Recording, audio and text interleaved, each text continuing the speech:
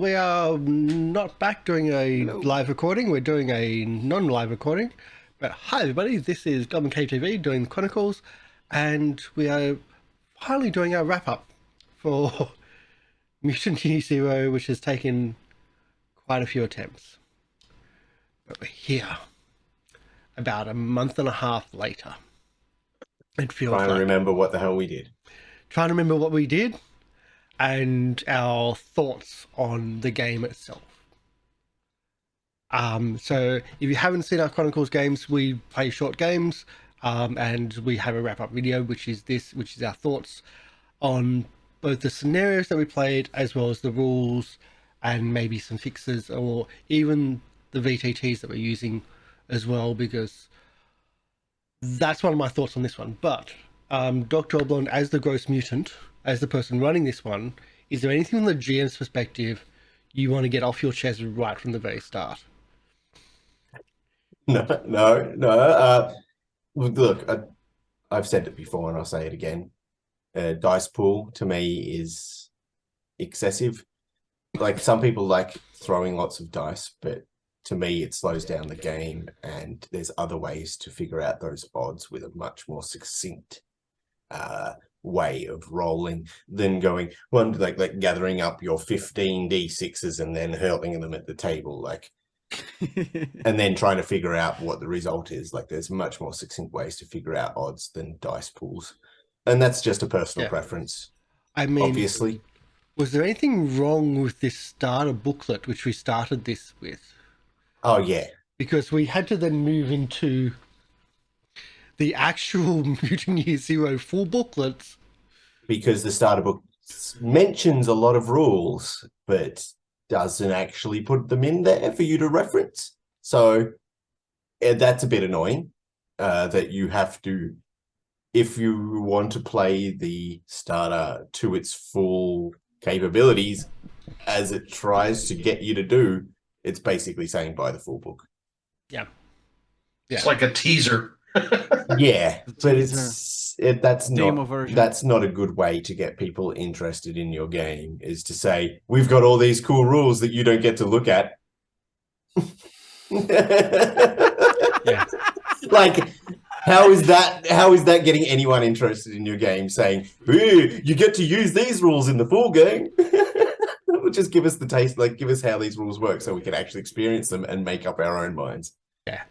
Some independent RPGs recently, they have been doing a different approach. They basically release the full core rule set for free for anyone, except for, physical copies that are still cheap, so that they sell the DLCs, I could say, right? They sell you like the modules, the expansions and such. I think that's an interesting approach. Idea.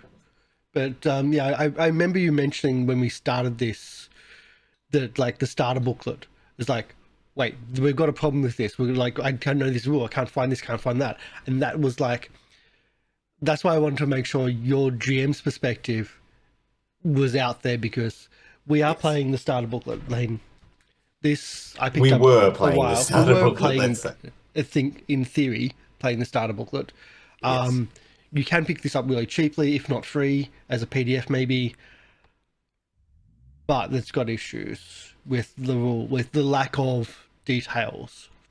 Did you feel like maybe it put more into the scenario that you might run and had more background information rather than the rules? Did they give you better information in that, at least, to kind of get your footing in the universe? It gave you plenty of that, but then what were you to do with it? Yeah, then skipped on the rules. They had that a little. They needed probably about 20 more pages, didn't they?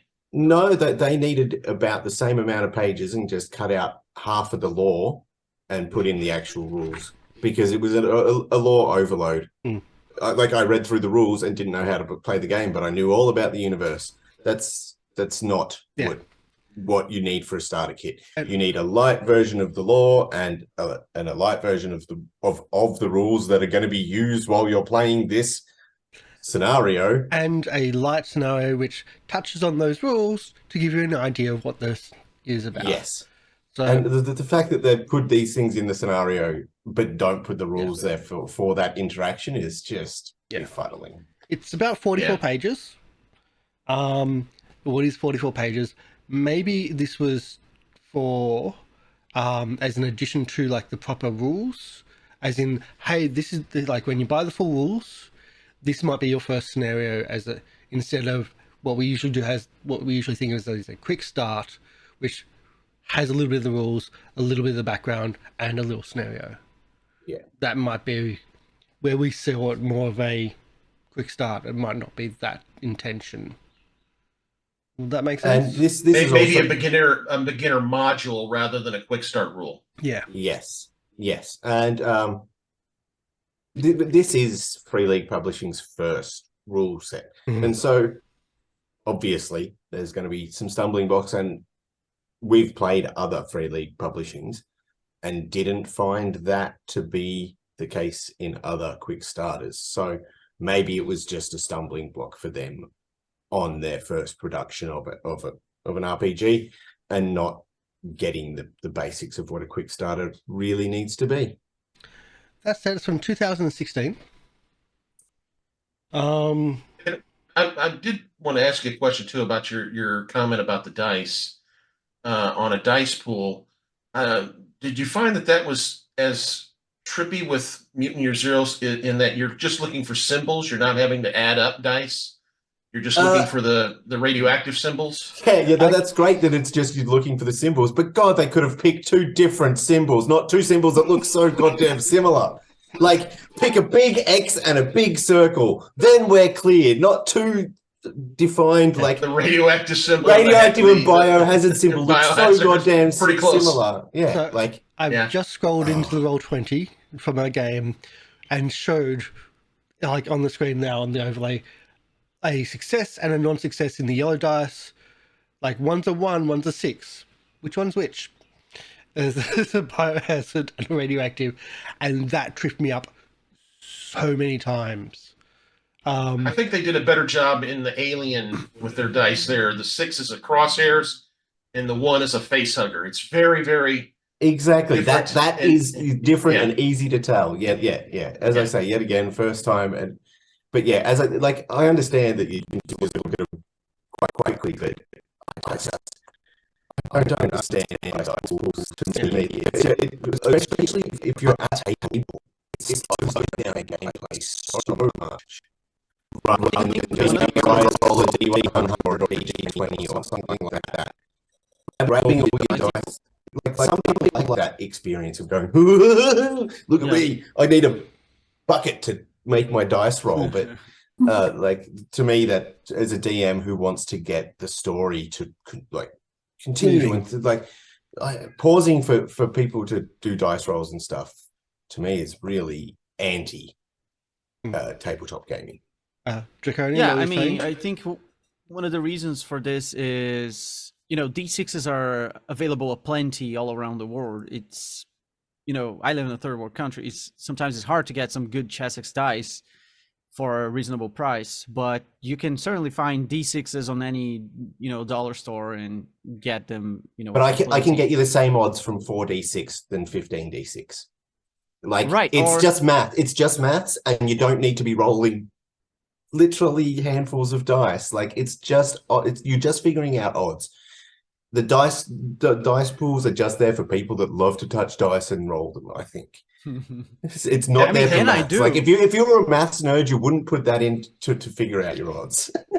And I mean, if you compare it, for example, with World of Darkness, which was one of the most popular, dice pool systems, you're rolling a bunch of D10s, and there is a bit of nuance to the numbers instead of being 1s and 6s like it is in Free League games.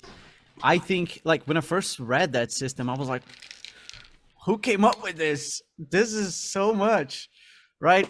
Now, how many D10s do I need for my character alone? Like 11 D10s at maximum, depending on what I'm doing. And it's like, ooh, going for those numbers, like how many 7s did I get? Okay, now are there any 10s? And I mean, it's a much older system too. But I'm all with you there. I think it's weird to be rolling 6 dice, but you only care about a few of them. If you're going to be rolling dice, I'd expect to be, counting up the whole damn thing. Yeah, I used to play with math nerds, like a math nerd who now works for Microsoft, and Yeah, they ripped apart dice pool systems, specifically World of Darkness, Vampire the Masquerade. The more dice you add, like it doesn't really increase your numbers. It's the I'm- illusion. It's the illusion.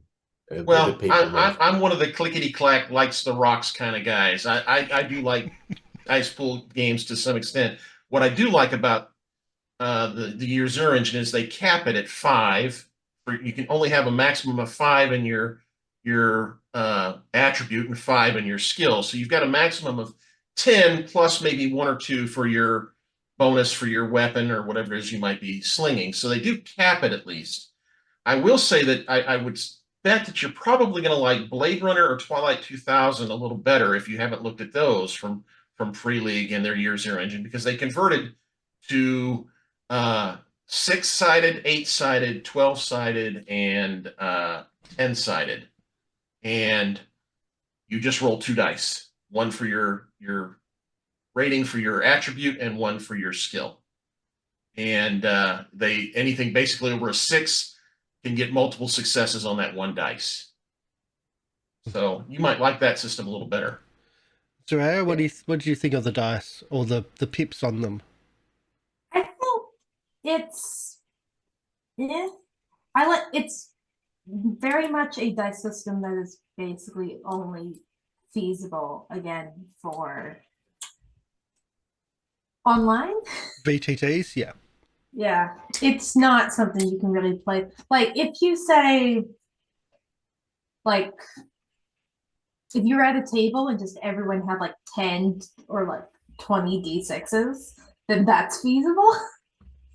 Then you could play the game in person. But that just feels very cumbersome, and you have to just have a kind of like a big plate in the middle of the table to just roll all these dice on. And they're all different colors. Yeah. Oh, Yeah. right. They're also color coded, so we don't mix it up. Yeah. Yeah. Mhm. That You've One got skill, your one's attribute, attribute. skill, and then Yeah. your dice. Yep. because then you kind of want to buy the the dice Mhm. from the system itself, Yeah. so that it Yes. comes with the beautiful symbols They and the do colors. they do and all come of with the that. boxes usually Mhm. for the other editions. I've got the boxes on the bookshelf, but There wasn't a box set for Mutant Year Zero that I know of, though. no, there's none. When they're But, having their sale, the dice are pretty cheap. But no, They're doing 50% off. as a VTT, it does solve a few of those problems. Absolutely. Still, the main problem I have is the biohazard and the radiation symbol. That was the Right, thing that- especially because those two are bad things for humans. Yeah. It kind of Yeah. works in the game world, but it's like instinctively we're looking at things that mean, hey, bad. Look at this. This means stay away. They did it much better as mentioned in Alien, where it was a face hugger or a crosshair, and that was a bit easier to determine which was which. And the face hugger was only on one set of dice, only on your stress dice. But that was much later than this. This is the original. I did do an Alien game live at a table, and again, you got a chunk of dice there, up to 10. Plus, they could have up to 10 stress dice if they're that stressed. And I actually didn't have too much trouble at the table. As a matter of fact, they enjoyed getting to roll the custom dice and really took to the facehugger dice. They were loving the stress dice. So Yeah, I didn't have too much trouble with it, but that's the whole. Ooh, I get to roll lots and lots of dice, but they don't really matter. they don't. Which is like to say the Goblins' odds. point. Yeah. What about system? As in setting. We played two different settings. I do just have one last sorry, little yeah. observation. This is a little positive about the mathematical aspect of the dice pool in this system in particular, which is the diminishing returns. Like the law of diminishing returns applies, because the more dice you add, your chance doesn't increase necessarily, proportionally. So it starts increasing by less and less, which kind of motivates you to spread out your toolkit and the things you want to do and try out. And I think that is a somewhat positive aspect of it. As long as No. the players understand that, Yeah. because a player that Exactly. doesn't will just dump it all into one and then be asking, why am I constantly failing when I'm this good at this task? Exactly. I was about to point that out. So it's like if you don't have that awareness, that clarity to it, it's not gonna help you in any way. No. So setting, we essentially played two different versions of the game. Mortis was in for the second one, Yeah. but we had a small version of actually Mutant Year Zero, and then for the most part we're playing GenLab Alpha. But we were still playing the same beginner storyline scenario. Yeah, from the opposite perspective. I've got to say, I love the setting. For a post-apocalyptic world, I think it's really unique and just really imaginative. Most post-apocalyptic worlds are dreary and dull. This really takes, I feel like, that sort of Fallout quirkiness, weird sense of humor and rolls with it. And there's not many post-apocalyptic worlds that do that. And that's why I love the Fallout world, and that's why I really love this world, because it doesn't take it to that gritty, I'm Batman sort of where DC went with all their movies, trying to be gritty and dark. That's not, to me, fun to play all the time. Like, I get over that a lot quicker than something that has quirks and unique things going on. I will point out, you also moved the setting to a post-apocalyptic Australia setting to increase that quirkiness. Yes, but even the setting in its base form is still very quirky and unique. Yeah. So what do you think about like the difference between playing like the humans and the animals? I think the differences between them was that the animal characteristics just kind of made them more of what they already were, which is more animalistic. While the the animal special abilities made them more animalistic, while the human abilities made them also more animalistic, which I thought was a very fun way of both making them like seem to be like devolving through the apocalypse, which was fun. Repeat what the main thing of the question was again. Like, what did you think about between the two different sides, like the humans, the Mutant Year Zero, and the GenLab Alpha. GenLab Alpha, yeah, because Drac also wasn't there for Mutant Year Zero. It was just Dr. Oblong, yourself, and me, because Shay isn't here at the moment. I liked being the human more. It felt like there was more intricacies with playing with the human. While with the animals, you just had the bare bones of like the animal like instincts and all that stuff, which were different the way they played it. But with the humans, it was more complicated alliances and more complicated personal relationships, while the animals it was basically cut and dry.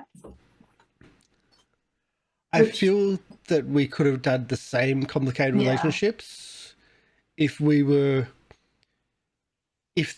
scenario was in the animals' towers and ran from that. It is. It's due to the I think that's due to the setting of how much information they gave around all that stuff. And what I was able to provide. I enjoyed making the character because we started off with pre-mades. But either way, I enjoyed the animals actually better than the non-animals. Yeah. Because I could play it more farcical. Because the setting was more comical and more enjoyable for me as an animal compared to as a human. Drakonyan, what did you think as playing as the animal? Oh, it was a lot of fun. Yeah. And not just because I'm a furry, but because I could see everyone trying to think differently around the table, and that was nasty. Because I saw Karsh, going like big D bear mode, and like I could tell physically how different his character was from Zaraea's, who was the little hunter. Right, this type of thing was coming off so well through the sessions. I think it's also because we have great players here at Goblin Cave, but you know, when that was coming through, you know, it wasn't your typical fantasy orc and elf. Like, we've seen a lot of that. No, we were embracing these animal aspects, like Zaraeea said, through the abilities, through how we thought about the character actions. And I think that brought a really nice dimension through the quirkiness that Oblong mentioned. That is like, this system offers that quirkiness in a way that, you know, makes sense and is a lot of fun to play with. And to me, what was really enjoyable about it is that, you know, we're a new kind of, it's not like anthropomorphic animals are the rule in this world or they always exist. No, we are this new thing, and we're kind of, you know, rummaging through old human stuff that doesn't make sense to us, but kind of looks cool. And we do kind of have a half human brain going on. So we do want to wear jackets. We do want to shoot guns. We do want to, you know, eat snacks and do all those sorts of crap with our opposing thumbs. And I thought that one thing the system did really well was how they don't give you like, oh, you can be a badger, a dog, a wolf, or a bear. No, they give you like categories, and categories get these, you know, basic bonuses and options. But then within that category, you can basically be almost any sort of anthropomorphic animal you want. So there's no like, oh, I'm a polar bear, so I'm stronger than a black bear. No, you're a bear type. You get these things, and, you know, whatever kind of bear you want to be, that's fun. I was playing a water rat, which is not really a rodent, but it's so similar to one that I was playing under the rodent category. And I thought that was a really clever way to approach character creation. I had a lot of fun creating the character with the GM. And to me, that really came through the game itself while we were playing. I'm just gonna flip your monitor, like flip your. Oops, that wrong one. Just gonna try to flip your video so like you're facing everybody. I didn't want to do it while you're talking. Oh, I'm doing the wrong one somehow. Anyway, I'll figure that out. Oh, I'm doing the wrong thing. I know. I can do it on my end if you want to. No, I'm doing it on this end. I may as well. Because I didn't think of it. Anyway, there we go. But on that, with the animals, I recently did the Teenage Mutant Ninja Turtles for our end of year show, and more than half of the book actually is character creation for all the different animals in detail.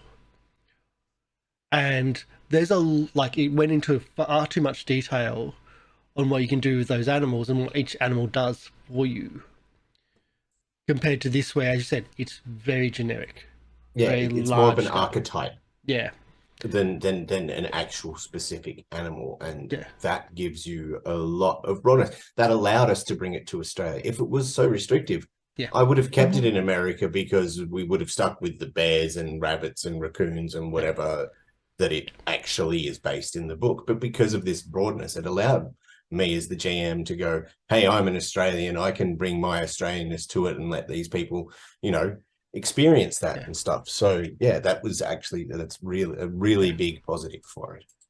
There's a reason why I'm like coming to Mortis last, because Mortis has played this and has ran this a lot more than us, and Mortis knows that there's more than just two, because they were just saying in the pre-show that they've got the fifth one just arrived. Oh. So what do you feel about all of the others? Because we played Mutant Year Zero, which is the humans as mutants, GenLab Alpha, which is the anthropomorphic mutants or animals. But Mortis, what do you feel about all the other ones as well? Because you at least have the knowledge of those ones. Well, once you get away from Mutant Year Zero and GenLab Alpha, they start to take a real hard turn on a different feel to the play. For instance, Mechatron, which I believe was the next one that they put out, you start having modules for your characters. You play a robot, and you have modules that can burn out and different things like that, and it's still got the same feel. You've still got your four attributes, 12 skills, 13 skills, thing like that. But now instead of talents and things like that, you've got these modules, and if they burn out, you can't replace them. You're just kind of done. So the what's that? The word I'm looking for. The characters will burn out faster. You're going to have to be rolling up characters more frequently than even in Mutant Year Zero or Gen Lab, which if you're doing rot, your characters can quickly cycle through, and it's kind of the system's set up that way. I mean, it's a hostile world, and it's you're gonna lose some to the hostilities there, but then just the world itself takes a toll on the characters, and I think with Mechatron it's even faster, and then Elysium takes a complete turn, and you play a human that's in an underground bunker, and it's from still this whole story where you had these world powers, and they went underground, they went to space, they went under the ocean and things like that to hide from this devastation that was happening.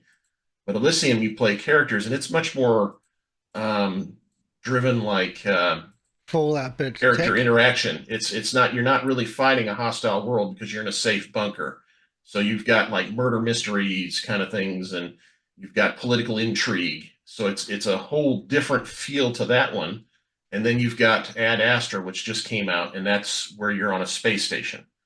And I haven't really had a chance to look through that one, so I don't know how twisty and turny that one might be. But with Mechatron, it starts to take a pretty good diversion to the gameplay style. You're not really in that, you're still in the apocalyptic world, but you're starting to move away from it in some aspects. And then with, like I say, Elysium, it's really not about the world, it's about the political intrigue, and you've got favors and things like that you have. So it's pretty cool how they've interwoven all of them together, and you can play all of them and segue into one of the others, which I thought was really cool how they did that.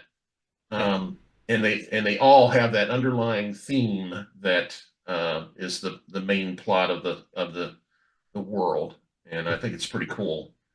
So that's my take on the 5 different books they've come out.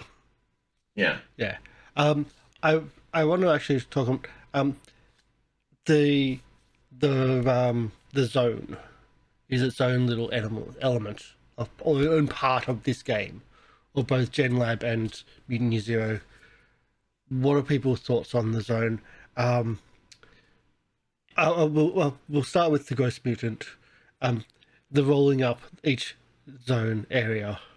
Yeah, I like it if you can automate it.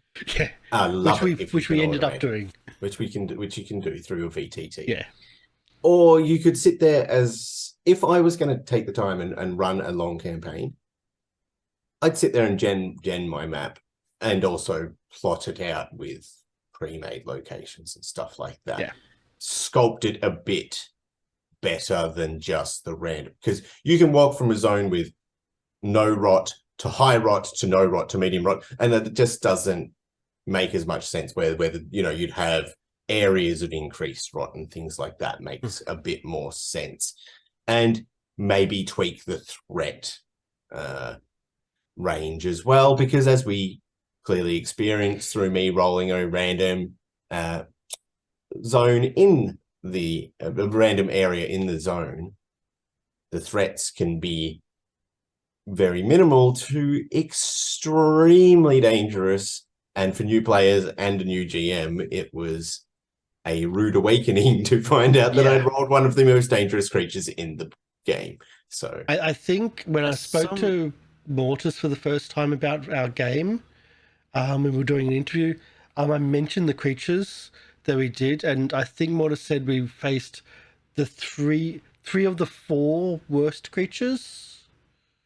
The only thing we didn't face was trees, was sentient mutant trees, because we had the worm, which TPK'd us.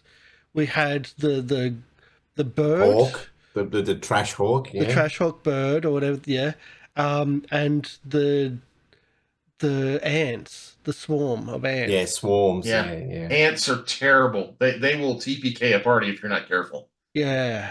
And then the worm is horrible. The trash hawk's the least of your worries. But yeah, the only worst thing you could have done was get us one of the sentient trees, because it mind controls the players and brings them in and then makes them food for the tree. So we TPK'd pretty early, like for the human side is like, wow, we TPK'd hard too. It was, I've got to say, it was a great TPK though. Like, it was hilarious in all the way it went down. Like, it was perfect. Split party, one person being taken out instantly, pretty much. One other next person setting their crutch on fire. Like, it's just taking out the last like role playing gold right there. Yeah. Couldn't even run away. It was perfect. It really was great. I can't believe I have to run away.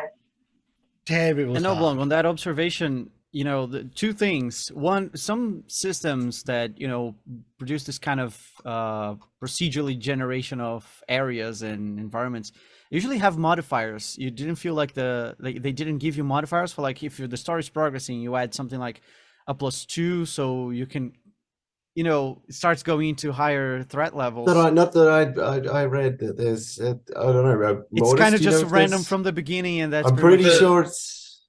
Yeah, the different encounters have some modifiers on them, kind of to give you an idea of the threat.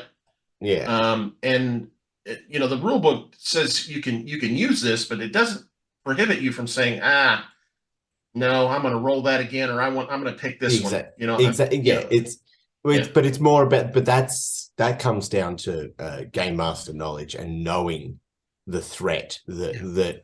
Whereas I, as someone who's never run this system, running it for my friends for the first time, I had no idea that. Yeah, it said death worm in the name, but like I was just running, and it's there's literally like 8 different things that have death in their name. So I was like, okay, yeah, this is just what this world is.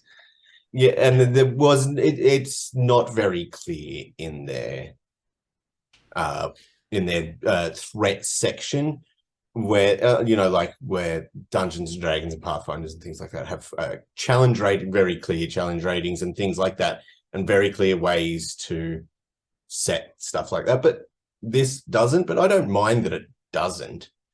It just requires the game master to actually take the time to understand the game a bit more.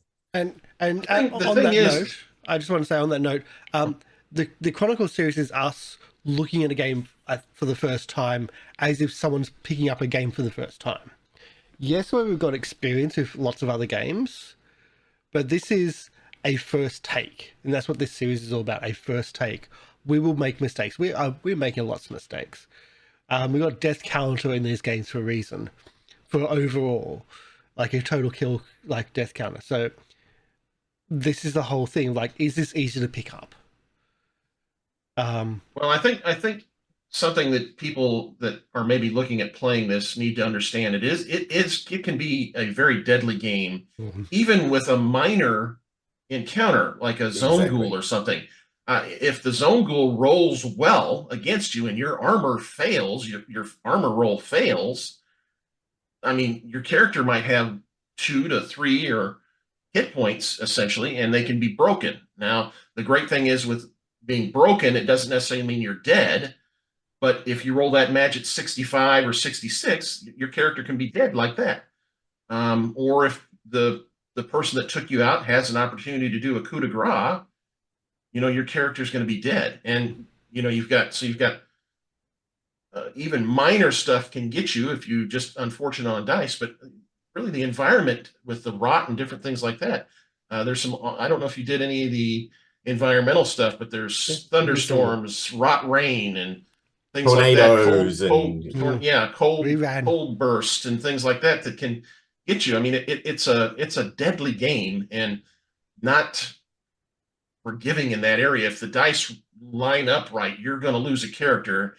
And I think that kind of goes back to why it's so easy to make a character, and they kind of try to make it fun to make the character, because they know you're going to possibly be going through these things like Tic Tacs. Going back to the whole zones, and I want to ask this for both Zaraeea and Drakonyan, searching the zones. Because at least in the second part when we were playing as Gen Lab Alpha, both your characters were like the searchers of and scavengers. What do you think about those parts of like when we went to each zone? It was. I liked how it was structured. It might just be a me thing. I like how it was very you had to search for all these things if there's a random chance. It was very, what's it called? I'd like Random. it was random, but it was also streamlined, Yeah. which was a good thing because it's a very important part of the game. Like searching for food, like food and water, yet another big part of this whole risk of dying. And it's a very important part of the game. And they actually made it very streamlined to go, right, here's the thing, do all these rolls. Yep. Okay. There may be an encounter, there may not. If there's an encounter, let's get that done with first, and then we'll do the searching. But the searching takes literally, 2 minutes, and I can go, yep, here you go, done, and we're good. But it feels rewarding as well because your characters have special skills that allow them to do that. So, if you've got this class that no one else has, you're the only one with this skill, and so it makes you feel unique and that your character matters to this experience. Like Drakonyan with being able to use weapons and tech, which no one else could use. Or just pull stuff out of his cart. Like no one else could do that, but it came in order, in use so many times, and it made his character feel unique and necessary to the party. And every character and it had changed even how I approach the task of searching through things, because it's like, well, I need to find things. I know you guys are kind of looking for food. I'm looking for things, and it's my thing to look for things. But yeah, to me, that was my favorite part of the thing. And this, relates back to the previous point, which is the zone itself. One thing I didn't like much about the zone is how it seems very ominous. It's the zone and all that. Like, it's still a sort of, just a post-apoc world. Like, things are still there. We know they're like living things, so it's not like instantly deadly like it sounds at first. We will explore the zone, we will kind of survive it. It's just a big warning at the beginning. Well, at least that's the this is coming from the person that wasn't here for the TVK. I just want to point that out right now. The only one that didn't lose a character says, it was fine, I had fun. Drakonyan came in just after we TVK'd. But yeah, the people I talk to about RPGs, they often like to talk about the things they like the most about RPGs. And sometimes they assume to me, you look like a story guy, right? You want like the plot because, you like A Song of Ice and Fire and The Lord of the Rings, so you like big campaigns. And I'm like, no, I have the books for that. I have, movies are cool. And I like exploration, I like words of lore. And to me, this game delivers. Because we go out and we explore every area. There is something that we are looking for, that we're exploring. We're trying to find food, we're trying to find water. We come across things on the way. We come across dangers. We try to avoid danger or face it. In between here and there, it's where this shines. And we can go back to these places. The DM is taking notes. This area had this and that. And we can be like, well, we need to find some whatever. Well, let's go back there. We need, there's something we can do at a stadium. I don't know, set up a satellite or whatever. Let's go back to where we found a stadium. That kind of thing is really fun, especially because it's kind of like a fog of war. When the game starts, we have no idea what's around there. Maybe one or another point. So we go out and we find out. And to me, that's my favorite part of the RPG experience. To get to know what's out there, what kinds of monsters, what kinds of creatures, do they speak the same language? How is this world, this post-apocalyptic world that our creatures are just waking up into? And yeah, to me, that was my favorite part. I loved playing a scavenger in that situation because it just merged so well with what I wanted to do. It's not ideal for a completionist though. This is dangerous.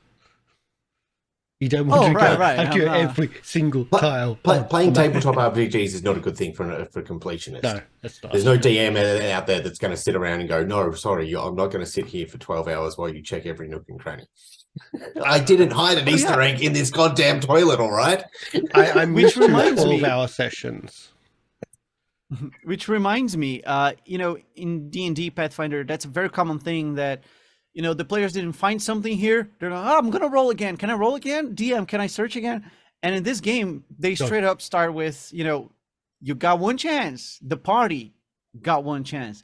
So it's not like, oh, your friend didn't find it. Okay, so I'm gonna look for it as well. So you also roll the same check. And then now the other guy's trying because you didn't find anything on your 19. So like, well, maybe I'll roll. That gets real tiresome. And there's none of that in this game. Yeah. It's also like I'm going to make an excuse and like for a way of re-rolling that for my character to do that roll. And I'm going to oh, it'll be okay. And then, this is just straight up, no. It's been rolled, no. Which is very different. They do allow you to push. It's good. They do allow you to push. Yes. So you get you do have the chance to make sure you succeed, but as a GM, to me, that's so nice because there's nothing worse than sitting at a table where one guy goes, "Hey, I'll make this roll," and then the rest of the party sees that he fails, so they all go, "Oh, we better do this roll." And it's like that's not how life works, and it's a pet peeve of mine too, as a GM. Yeah. But I'd like pushing rolls too. I do like pushing rolls, and knowing that pushing roll is a risk. It's something that I've always liked with Chaosium's BRP, and I think that's done well in this as well. Pushing is always a risk and it always hurts. There was something mentioned about the damage table. We didn't really get into it a lot, and we didn't really get into it in the Alien. Because the crit table? I totally didn't actually use it as the GM, but there is a crit table when you get down to 0. Well, one of us did get to use it. I think more than one. Well, I know that. Our lizard friend ended up on that crit table a couple of times. A couple of times, not just I think someone else may have ended up on it, but rolled really low. Yeah. And then you got to roll on it for when you did attack a very important NPC, and flat out, as we said, 65, 66. Yeah. You rolled a 65 and I think broke his neck or back or something. It was something bad, Yeah. Yeah, by the way, that commitment to strictly using D6s got to a really weird point with the D66 and the D666. It's like, okay, wait, so how many odds are there really, and why, the numbers now are kind of skipping because it's a non-linear progression.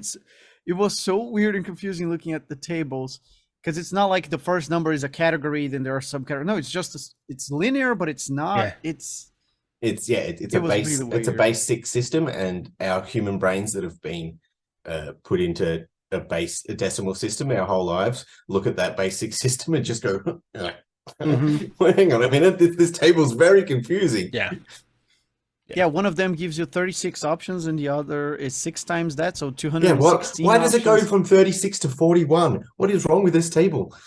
But that's what it does. That's what it does. But no, if you roll low on that, you go down to so if you go to 0 and get hit again, you then roll on the criticals. No. If you go to 0, you're on the crit table. Okay, go to 0 on a stat. You go to the crit table, which if you roll low, you're all good.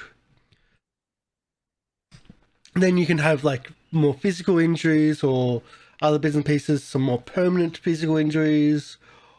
If you're in the 60s, you really don't want that high 60s because you are just outright gone. Basically, anything in the 60s is a death sentence. Yeah. 50s, some in the 50s too. Shay hit the 50s and got that broken back, and it was bad. He had weeks and weeks of recovery time and stuff like that. So. Yeah. I will say, I want to point out this as well. The damage to abilities. I want to ask people's thoughts on damage to abilities, because it became a big thing all across, where you could just talk a person down to death. Like you could tell someone off to death. And I think it was Zaraeea that did that. It was Shay. It was Shay. Oh, was He it did Shay that did that? I think he did it twice. Yeah. Twice. Like, Without realizing, he's like, I'll just use this skill. And then he reads it and goes, oh, this does emotional damage. Oh, I've just done 8 emotional damage to someone. Yeah, you've just knocked them on their ass. it doesn't have really Emotional damage. Yeah. So It was so. So you've got to. So for those that don't know, you've got attributes, just like you normally do with TTRPGs, but you can target those attributes. If you can, like, you can emotionally abuse someone or dress them down, and if they don't have much like charisma or something or willpower, you can, like, that's the damage you're doing. So physical attacks are not always the easiest. If someone's strong, just tell them off, and they are probably going to be really weak to it, and they just drop. It is really, really weird to come from more traditional where damage is damage to this where dressing people down is really easier. Somehow. I do really like that though. It's not necessarily easier, but it's definitely an open approach to game play. Because now the game is not so combat centric as it's not supposed to be in this game. So it can be like, well, if the gross mutant doesn't want to be adding monsters all around and, you know, dangerous enemies, there's still a shit ton to happen in terms of, you know, things you should take care for yourself, like your mental sanity, your instincts, you know, all those things. And this gives everybody more character design options, more adventure options, different approaches to how we're going to solve problems. And healing. I personally really like it, especially because there are only 4 attributes. So it doesn't, you know, get too spread out. Like if you had, for example, 6 ability scores. With only 4, knowing that 2 of them are probably going to be targeted more often during, you know, physical situations and such, you can kind of focus on that because, you know, there was dexterity and strength there. There were, well, it was, I think, agility. And You got strength, agility, wits, and empathy. Right. Thank you. So, you know, 2 are physical, 2 are mental, very down to earth, very easy to kind of mix match, understand what goes into what situation.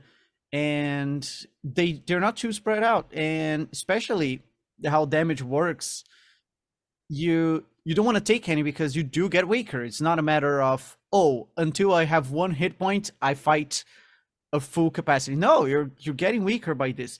But you may not be getting weaker at the things you need right now. So, for example, if you take some mental damage, but you just want to strike a punch because you're Humphrey D. Bear, right? You're still at full capacity to do that. And this means more choices, more options, more dynamism to the game. And a conversation or max debate out later, your attributes. you got an issue. Yeah, and there's only so many hit points you can have to each of these attributes due to that cap to the scores. So, you know, you watch your resources and you take care of it.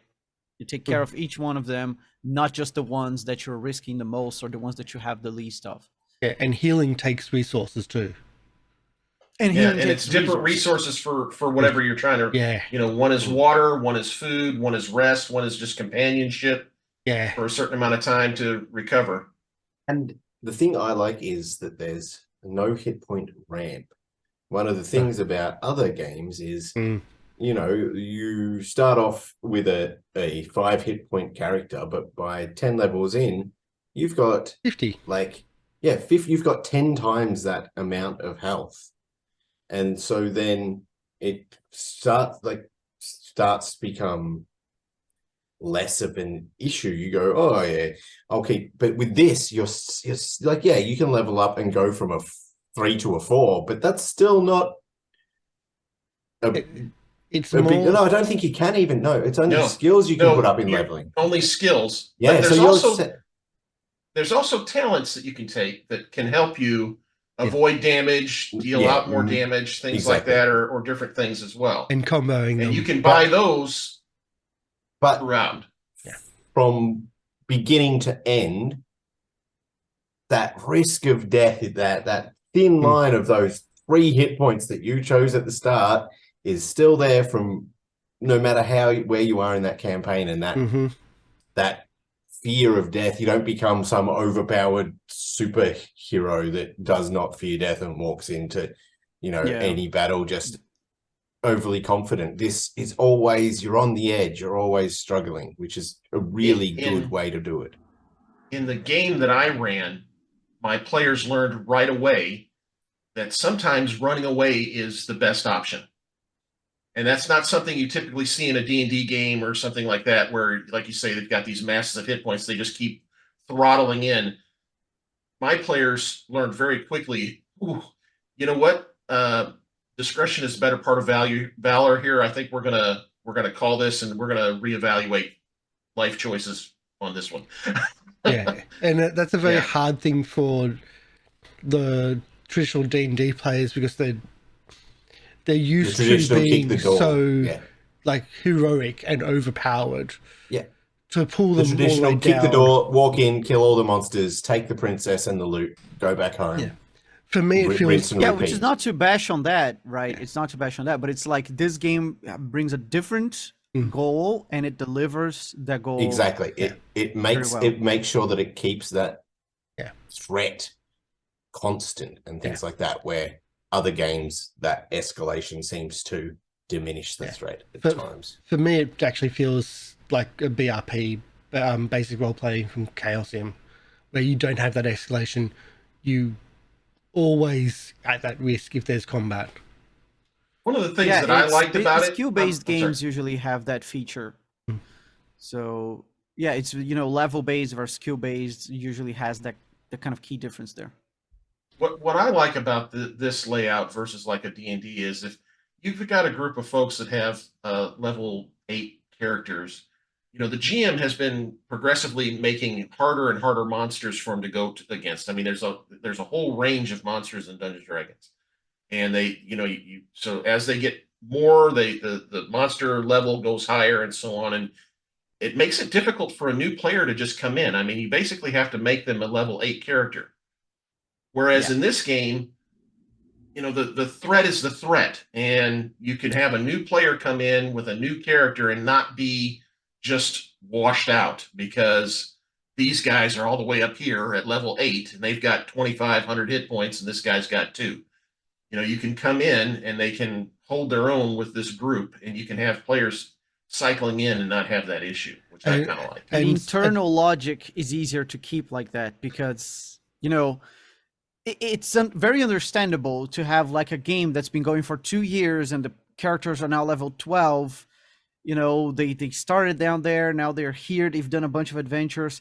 Oh gods, a new character needs to be introduced. They're going to be level 12, because otherwise, they're going to be useless for the party.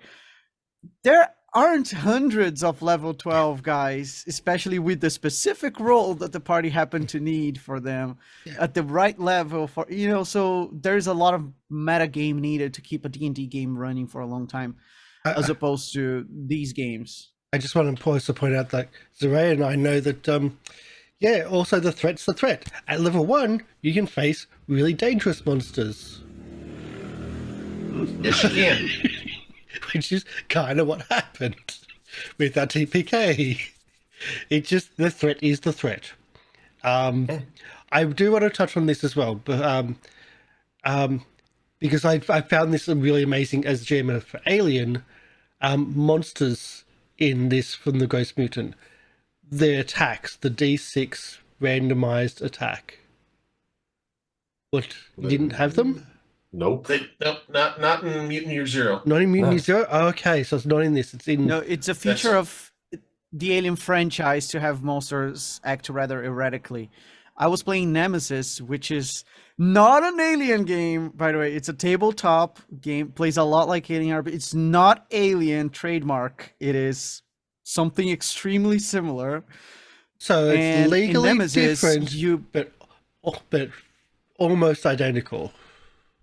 Yes, Is what I'm yes. hearing. Just yeah, but it's not aliens, just nemesis. There's no alien there, no xenomorphs, just very similar creatures. And Not in Xenomorph as Nemesis, Xenomorph. you basically, when the monster is attacking, you basically pull a card from a deck, right? It's also randomized. And I was binge watching the Alien franchise again with my brother on my vacations, and I pointed to him, "Hey, watch how the monsters behave." Because at one point he said, "Why does the monster just come in and bash somebody in the head? But when, you know, the other guy can struggle with the monster, or the monster's kind of shying away." I'm like, yeah, that's one of the things about xenomorphs. They kind of experiment around. They just do different things to different people. Some they kill straight away. Others they seem to be eating up. Others they try to kind of, you know, get in to lay eggs on and such. It's very different, very erratic, and I think they apply that to the Alien RPG and very well, actually. Because that was the thing which I really enjoyed about as a GM from Alien RPG. But I think I've seen it in other freely publishing, so I thought it might still actually be in this. No, one thing I will say on that though is I think the monsters are a bit overly simplistic. Their range of their abilities and things like that, to me, wasn't as broad and cool as I would like it to be. Most of them are just Okay. and you know, the environmental effects are very cool and can have some really different effects. But yeah, monsters either seem to come in swarms, harmless, or completely deadly. And that's your flavors. Yeah. Like, I think they could have gone a bit broader, especially with the theme and the setting and stuff like that. I think we're pretty much touching on everything. We're going long for this. I do want to touch on one last thing. Story. Zaraeea, what do you think about the story of the scenario? Removing the Australian section, but just like this, the story that we played through from the start of Booklet. Like it. It was a very good starter setting. It gave you clear like roles to plan yourself out of, along with like a pretty clear goal in mind, which a lot of like starter sets make it a bit too much freedom.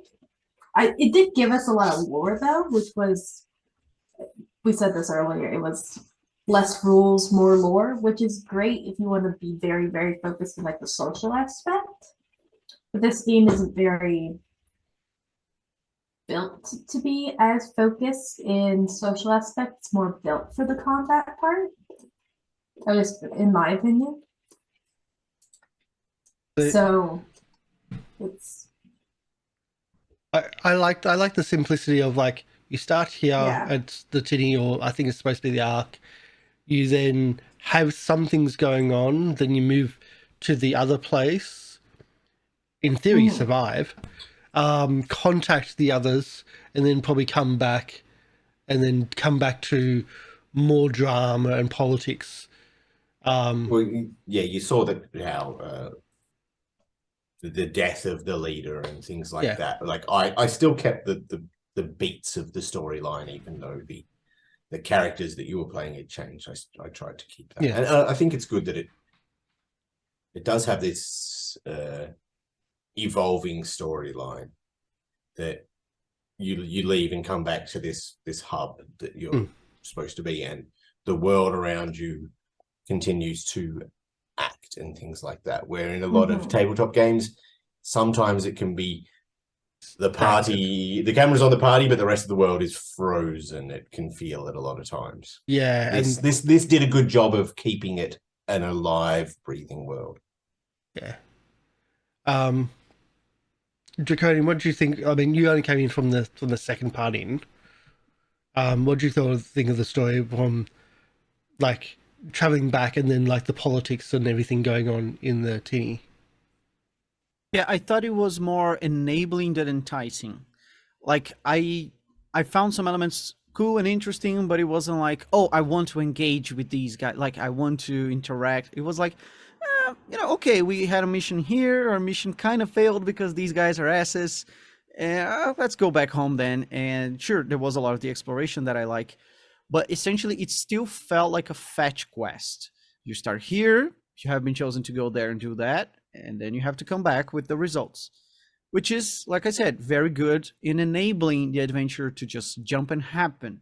But it's not an enticing one that, if I asked a friend to DM, or if I were to DM this myself, I would, the game, not the adventure itself, but come up with an original story, I would try to come up with something more, I wouldn't say more cohesive, but something more, with more depth to it, that like the others would want to investigate into, like, oh, why are these guys so religious then after all? Can I do something about that? Are they going to affect me directly? Instead of feeling like, oh, they're bickering, time to leave. Well, I think that for you, it was actually quite difficult because you were on the mirrored side of the story where you didn't have the actual original start of the story. So you came into it very much going, oh, this is just a bunch of people I don't want to be around.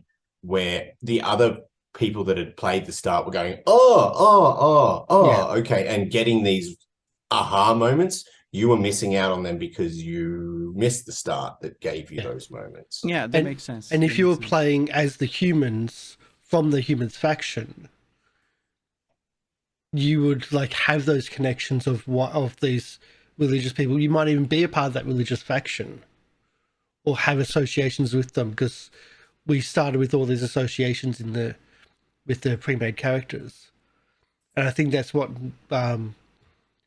you missed, that drawing in. And I agree with you, like as the Gen Lab alphas, we didn't have as connections, but Zaraeea and I had at least, oh yeah, I remember this one. Zaraeea was trying to trace back her character, like her lost character's armor, because it was supposed to be so amazing.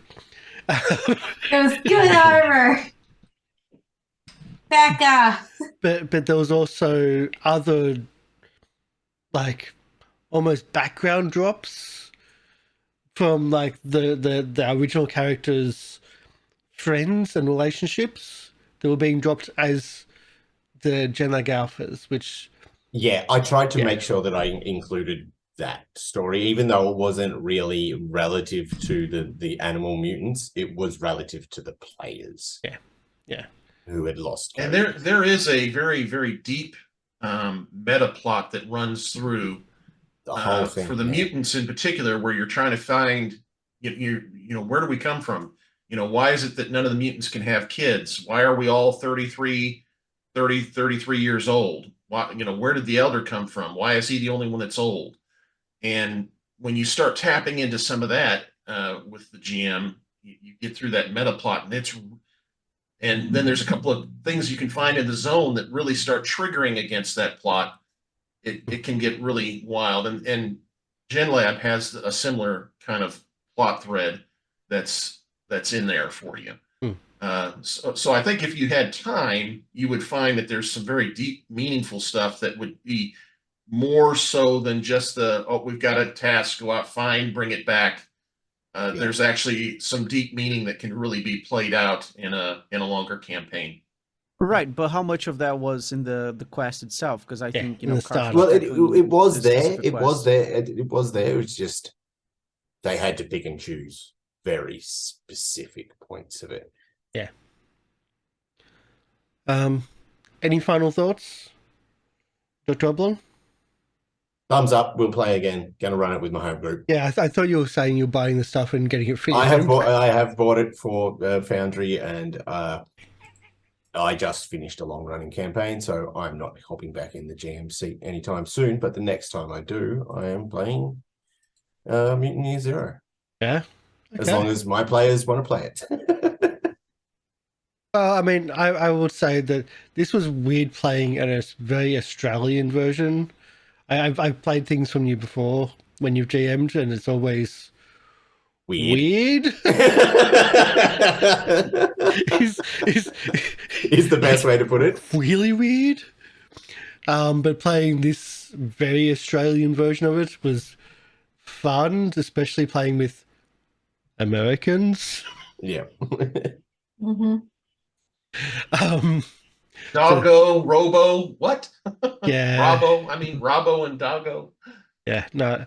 Playing as very, very Ocker Australia as that, it was been good fun too. Yeah, but I enjoyed the system. I just think like the zone, automating that needs to be done. I actually put a Debriefing. link in the Discord for you, Dr. Oblong, that has an automated zone for you. Yeah. You can even import your map that you want for your zone Wow. and everything. Yeah. And you can automate it and make changes and then save it off and pull it up whenever you're ready. Yeah. Huge time saver. So VTTing, Looks great. I think was probably more important with that, but I like throwing lots of dice too. Like dice horde throwing. So yeah. Zaraeea, what do you think? What was your think? I saw you had thumbs up. Thumbs up. 10. 9 out of 10 would play again. It's very good. I really liked it. I really wish in a longer campaign I would love to explore all the little lore aspects that it has. Yeah. But I think there's a lot more lore than we didn't touch on anything. Yeah, it's deep. Draconian? I really liked it. I really, really liked it. It was very quirky and nice to play. It felt like it had a good pace. The timing for things, and the clock always going, but not like a doom clock. It's just like make sure you use this resource that is time. It was very good too, and I could just explore things. I had a lot of fun. I even considered buying the video game because there's a video game for Mutant. And yeah, it's nothing like the TTRPG. I will tell you now. I believe you. But it's more like playing XCOM than playing a tabletop RPG. But it's still good and it's very deep in the lore. Like if you like the lore, yeah, exactly. the game is I was gonna say for that. It's one way that I could explore the lore without having to set up a camping or find a group to play with and all of that. Yeah. In fact, I think it does. It touches on the meta plot, doesn't it? Yes, it does. It's very much all about the whole like they use the lore a lot. It's just they don't use the mechanics of the game. it's XCOM. It's not like Baldur's Gate kind of thing. No, it's XCOM. Yeah, I suck at XCOM, but I like it. Yeah, same. Yeah, I can recommend the game. I've played through it and it's very enjoyable, especially if you like the world that they build with this. I've tried really playing enjoy through the it, world. but again, But it's not in Australia, right? No, it's set in America. Oh. Quack, quack, Now, quack. Mortis, I'd ask, but I know the answer. Your thoughts? Well, I ran the game for a group for 4 years and absolutely enjoyed running it. I loved the flexibility of the easy system. It's rules light allows for easy gameplay in my opinion, and allows a lot of creativity for the GM. I love it because you can put it in any setting you want. You can go to Australia with it. You can go to Sweden. You can go to Africa. You can put it wherever you want, which is, I think, great. And as far as having an opportunity to finally play it, I wish I could have gotten in on this a little sooner rather than the one session. But I have to say, I absolutely enjoyed the session with you, Dr. Oblong. It was amazing. Had a great time. Would 100% play with you again as GM. And it was good to finally get on the other side of the screen there and see what it feels like to have the pressure of those things against me rather than me putting it on the player. So definitely a 10 out of 10 for me. And would love to play again for sure. So we'll do a quick wrap up of who people are and where you can be found, and we'll wrap up the recording because we have to do a meeting finish up the meeting on our next game, which is going to be hopefully next week, maybe, if I can get organized. But anyway, Mortis, where can people find you? And what do you do? Mortis G's RPGs, and that's on Twitter, YouTube, pretty much, and here on Goblin TV too. Jack? I'm Drakonyan Asker, professional dungeon master, and you can find me on Discord. And I believe that I am only on Discord currently. Zaraeea? I am Zaraeea. You can find me anywhere underneath the name spelled below. I don't Above. do much. Not both. Above. Yeah. Below? You're not Madalena. It's above this. It's Zaraeea. above this Yeah. side. I could be Madalena. You could be Madalena. Okay. Dr. Oblong? Today on Dr. Oblong, you can find me hiding under a rock trying to escape this horrible world, or you can listen to my music at SoundCloud/Dr. Oblong. And my name is Karsh the Goblin, and I'm wearing pants this time. And it's great to be back. We've taken a long time trying to get to this bit, so it's nice to see the wrap up as well. Unfortunately, Shay's not able to do it, but I know Shay enjoyed this as well. And hopefully Shay will be back with us at some point soon. But thank you, everyone. We'll have our credits roll, and I will stop that recording. So, bye.